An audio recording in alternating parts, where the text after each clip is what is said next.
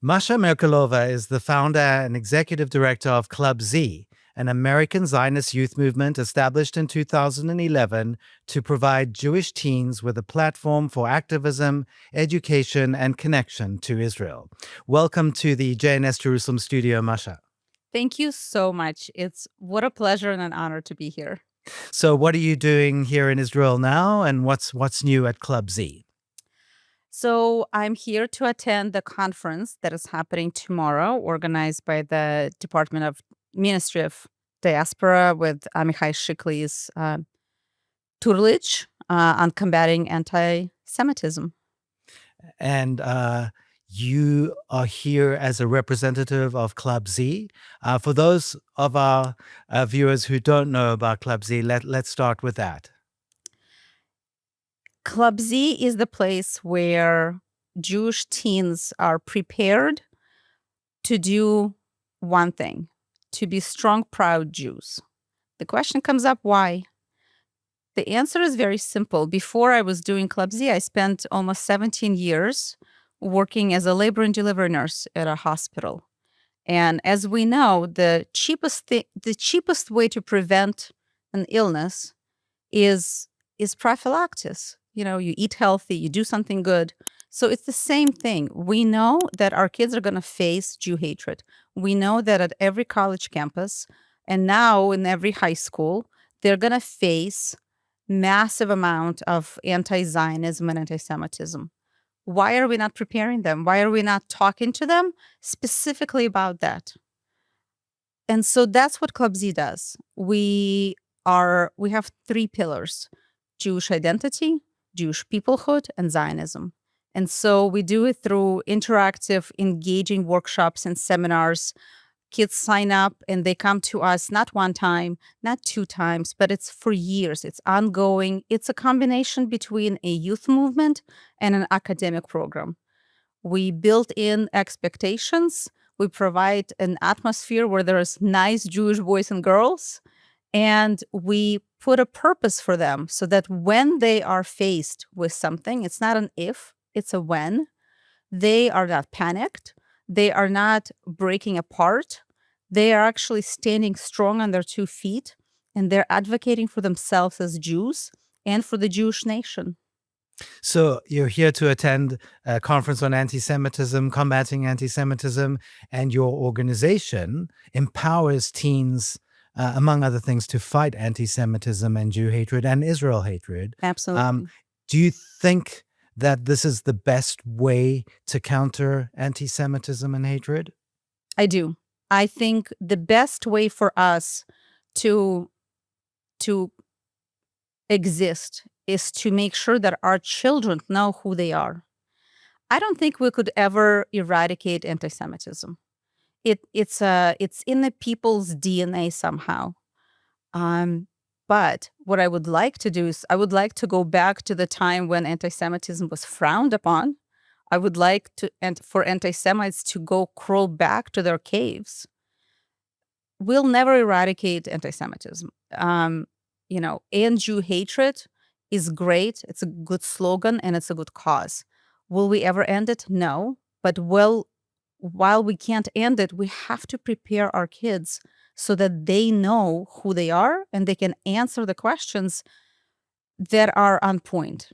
We have a lot of Jews who know a lot of things, but we have very few young people who could get to the point so that other young people could listen to them. And that is the point of Club Z. Not talking points, not rah-rah hasbara, but they need to know who they are. They need to have the content, and then they need to translate it into teen speak, into student speak, and into professor speak. And you were telling me before the interview that you were going to tell me a story or more about your recent experiences with this subject. So, yes, it was literally in a matter of about 4 weeks that three things happened across the United States. Because Club Z is spread around the country, I find myself to be a member of a lot of moms groups on Facebook. So, in a one particular moms group, it's an area that is affluent. that has a good-sized Jewish community. And so let's say Main Town, USA Moms Group. All of a sudden, I scroll through the feed. It's on Facebook. I scroll through the feed and I see that this group's banner got changed to a picture of a family celebrating Hanukkah. A mom, a dad, a boy, and a girl, and they're lighting a Hanukkah. And I'm seeing the comments on that thread, and people were fighting. People were saying, like, why is this picture here? This is not a Jewish group. And the admins of the group said, we always change the pictures to reflect whatever holiday is coming up. We have every possible holiday there is. Like, what is the problem? And the funniest thing is that the group admins are not Jewish. Hmm. And the woman who changed it, she's actually a Black woman, and she was shocked. She's like, I have never seen. I've changed the picture every few weeks to reflect whatever holiday coming up, and they've never expected it. I've talked to her on the phone, and she was grateful that I reached out. To their credit, to admin's credit, they have refused to take it down. And they said, if you're not comfortable with our being proud of our neighbors, you can leave the group. So that's story number one. A few weeks later, different geography, superintendent of a high school district puts out a memo that going forward, swastikas are no longer going to be associated with the Nazi symbology because they don't want to offend our Hindu neighbors. And I'm like, I'm sorry, which symbols are being spray painted on Jewish institutions to offend us and to threaten us? Do they promote Hinduism when they're doing it? And this is the superintendent. He's going to set the tone for this entire district. Story number 3. A group of 10-year-olds who are 5th graders, public school, a very nice neighborhood. They've been together since kindergarten. These kids have been walking home together because it's right across the street. It's a very safe neighborhood. And there's only one Jewish girl in that group of friends. And all of a sudden, she hears her friend say to the rest of the group, F the Jews, I am with Hitler. These are 10-year-old children. What do they know? So I know we're all tired. I know we're tired of hearing about anti-Semitism. I'm sorry. We can't get tired. We have to remain vigilant. We have to remain focused. And, perhaps it's controversial. Chabad rabbi will tell you that Shabbat has kept the Jews. I would like to propose that it's Jew hatred that wakes up the Jews and unites the Jews. Mm-hmm. And I think without Jew hatred, we probably would have assimilated a lot more, even though, it's a staggering number of assimilation that is happening. But that's why Club Z is here, because we want to drill to the kids' brains that you go to sleep, you're a Jew, you wake up, you're a Jew. You're like a pickle. You could be a Russian Jew, Israeli Jew, American Jew. You're a Jew. And whenever something happens, people will look at you. You all of a sudden become the ambassador of Israel. You have to be able to explain what's happening. So instead of looking like you're clueless, we don't like when we don't know, learn something. So, speaking of Russian Jew, let's talk a little bit about your life journey. You started off in Belarus and you went via San Francisco to where you now live in Florida. How it's been quite a journey. It's been quite a journey. So, I always thought that I was Russian, and in the Soviet school books, attendance record when it's taken, the teachers actually have everybody's nationality. So I was written as a Russian, and I had no idea. When you're 16 years old in Soviet Union, you go to get your passport. Mm-hmm. And so I go to get my passport. You fill out the application. You put out your parents' names. My mom's name is Riva Lvovna, Rivka, the daughter of Leib. So she looks at me. She goes, "You're her daughter? Yes. By birth? Yes. The doctor in the neighborhood? Yes. Oh, honey, you're not a Russian. You're a Jew." Uh-huh. That's how I found out that I was Jewish. Okay. You really didn't know that before? I listen. I think again, it's the Soviet system. Mhm. You grew up with one identity as a Soviet citizen. And so that's the thing with socialism or communism. It becomes your primary identity. Everything else falls by the wayside. That's why our Jews who become, communists or socialists, you can't talk to them as Jews Yeah. because they have left that not even at the door. They've left it behind some kind of sea. So yes, so then we moved to America, and I learned about Jewish stuff through my son's Jewish day school. As he was learning, so was I. Mhm. And the more you learn, the more inspired you become. And my big awakening was the disengagement of 2005. Of social media, only YouTube existed. And I did not understand the pictures that I was seeing because what I was seeing were Jews in hats that said Israel on it, dragging other Jews from their homes, and everybody's crying. And I couldn't understand, and I didn't have a community that could explain it to me. So I went to the synagogue, and they didn't want to talk about it. And I even went to like a summer, it was a family camp, a Jewish camp, and they were doing all sorts of workshops about wilderness Torah and all sorts of stuff. And it was already after, it was the 2 weeks after the disengagement.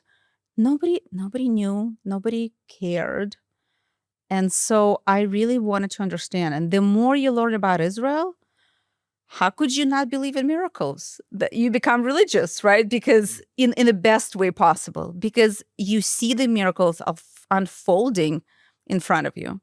And so I started learning, and by 2011, 2012 is when I realized our kids are sent to college to get an education, and they're competing with those kids in college who are there to organize against them. Mhm.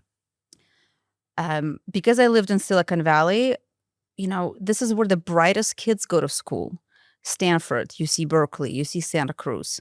But we had, for example, everybody now heard about SJP, Students for Justice in Palestine.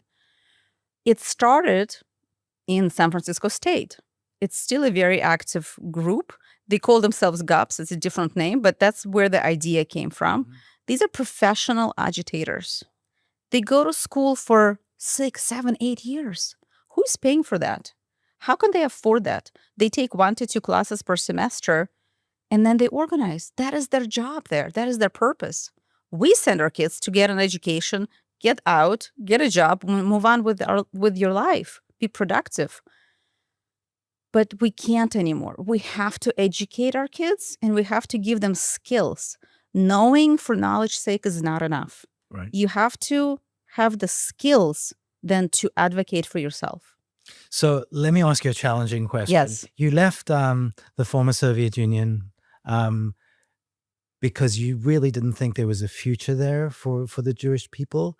And I know that, for example, Rabbi Goldschmidt recently wrote a book expressing the same concern. And now you live in America. How do you see the future of American Jewry? Not very bright. I mean, I told my children that they have to take learning Hebrew seriously. Mhm.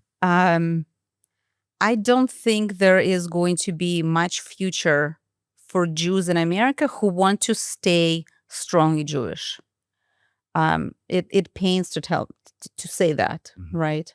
And that's what Club Z is doing, really, is trying to strengthen them to deal with the situation. Correct. We need We need strong Jews, and even though our traditional Jewish education is really not part of our curriculum, but we definitely promote it, we advertise it, we send kids when we see something that is interesting, and their families. To be honest, adults also need that.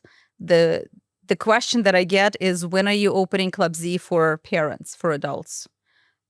However, sadly, and that's another challenge that I see now, is that Israelis need education.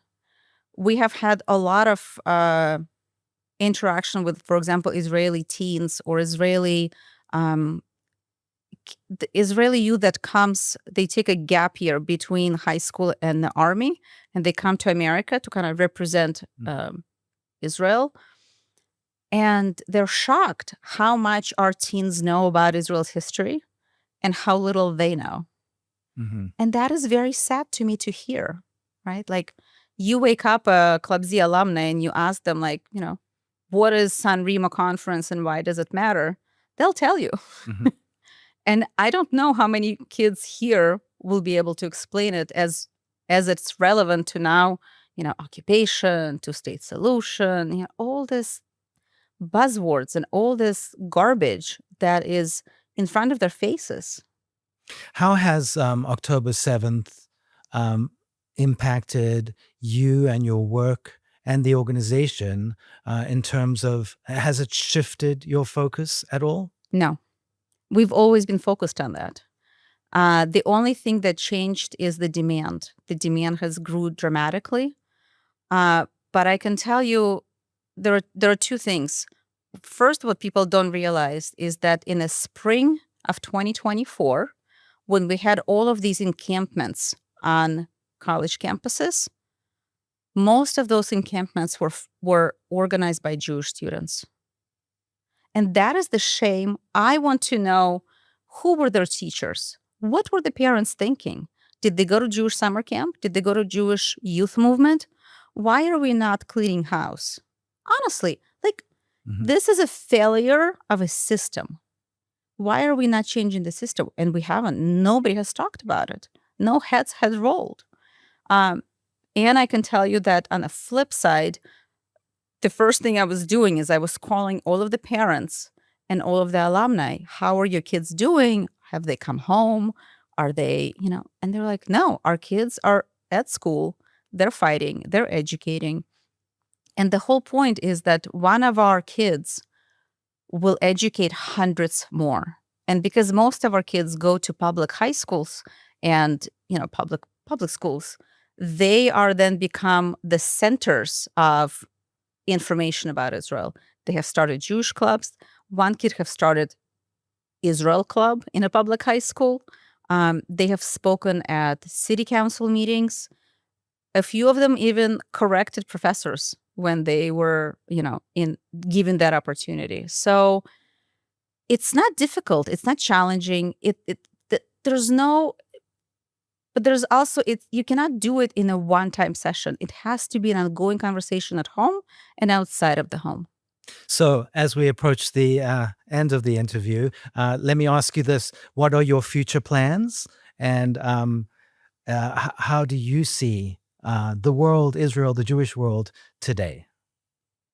Why? Those are two big and separate questions. Okay. One at a time. One at a time. We have big plans. I think that every single community where there is Jewish presence need to have a serious program that educates kids about Israel, anti-Semitism, and how to see themselves as a Jew, representing themselves as a Jew, and doing something with it. So our plans is to keep growing, to add a regular Israel trip that will, again, show the kids, we can't have a Zionist program without actually coming here. Mm-hmm. And so a trip for teens? A trip for teens. That's not birthright. It must, in a different... So I can tell you, our kids, we've done one Israel trip so far, and the kids who were on that trip and then went on birthright, without fail, because there was only 30 of them, without fail, all of them have reported that their tour guides have come to them and said, how do you know all of this? You could help me teach these kids. So at what age do your kids come? 8th grade and up. So after bar mitzvah, 13 to 17, and they're separated by age and by knowledge base. And we have basic training, And then we have Sayeret. Okay. Basic training is once a month. They come and they learn. And Sayeret is every other week. So we have a lot of time with them, and it's a 3-year program. And the second part of the question? Oh, you didn't forget. How do I see? Maybe what are the challenges facing us today in the world? The main challenges, and how do you and your organization fit in with that? Well, I think that our biggest challenge is us, Jews. As we learned in this week's Parsha, 80% of Jews stayed in Egypt. 80% of them stayed in Egypt. We need to get to as many Jews as we can. We need to educate them, because otherwise they're going to get absorbed into the vastness of this red-green alliance that is suicidal. So that's the goal, is to educate as many Jews as possible. And people ask me, why don't you go educate non-Jews? One problem at a time, because we ourselves are our biggest problems. At every anti-Jewish organization, there are Jews involved. And that is the sad part. That is the sad truth. How could we not see it? How did we miss these people? And so our biggest problem is to get to as many Jews as possible, as quickly as possible, and educate them. So finally, Club Z has proved to be exceptionally successful, and you deserve all kinds of accolades and awards. But if someone wants to know more about your activities and what you do, I know your website is fantastic. Thank you. How should they engage? So our website is clubz, as in Zionism.org. We are on Facebook, and we are also on Instagram. Our handle is Zionism for Teens. Don't confuse it with the tutoring center, which is a common misconception. We are actively looking to recruit more teens, and we, of course, welcome support. Masha Merkulova, and you see yourself as the chief Zionist officer, which I think is very appropriate. Thank you so much for joining us at JNS. Thank you so much, Stephen.